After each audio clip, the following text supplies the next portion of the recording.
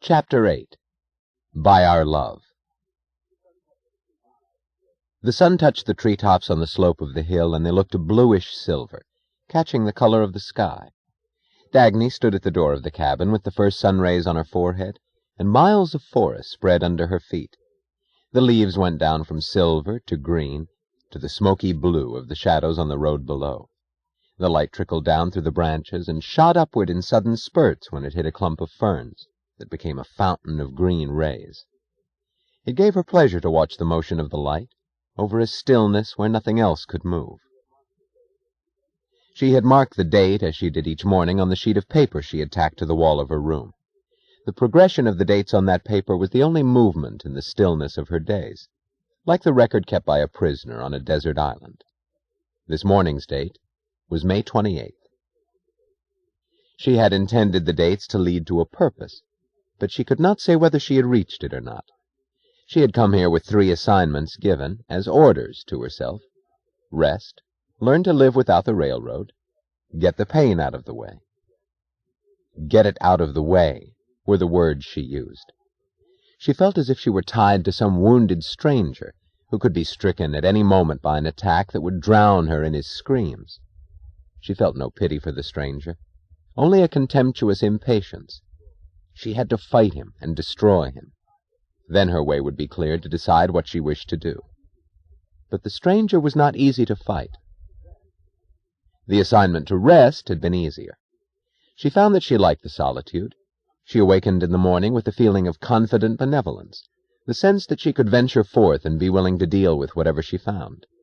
In the city, she had lived in chronic tension to withstand the shock of anger, indignation, disgust, contempt. The only danger to threaten her here was the simple pain of some physical accident. It seemed innocent and easy by comparison. The cabin was far from any traveled road. It had remained as her father had left it. She cooked her meals on a wood-burning stove and gathered the wood on the hillsides. She cleared the brush from under her walls. She reshingled the roof. She repainted the door and the frames of the windows. Rains, weeds, and brush had swallowed the steps of what had once been a terraced path rising up the hill from the road to the cabin.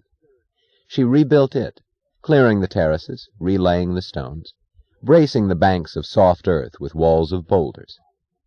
It gave her pleasure to devise complex systems of levers and pulleys out of old scraps of iron and rope, then to move weights of rock that were much beyond her physical power.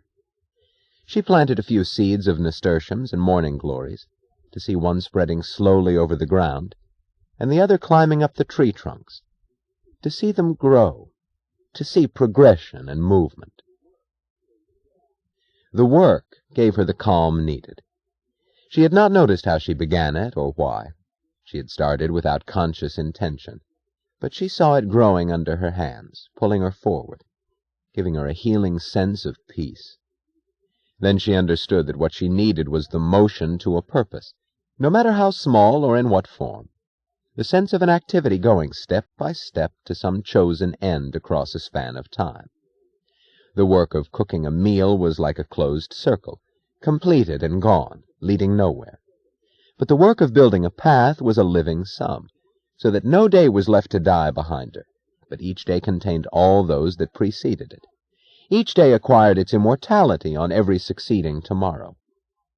A circle, she thought, is the movement proper to physical nature. They say that there's nothing but circular motion in the inanimate universe around us. But the straight line is the badge of man, the straight line of a geometrical abstraction that makes roads, rails, and bridges, the straight line that cuts the curving aimlessness of nature by a purposeful motion from a start to an end. The cooking of meals, she thought, is like the feeding of coal to an engine for the sake of a great run. But what would be the imbecile torture of coaling an engine that had no run to make? It is not proper for a man's life to be a circle, she thought, or a string of circles dropping off like zeros behind him.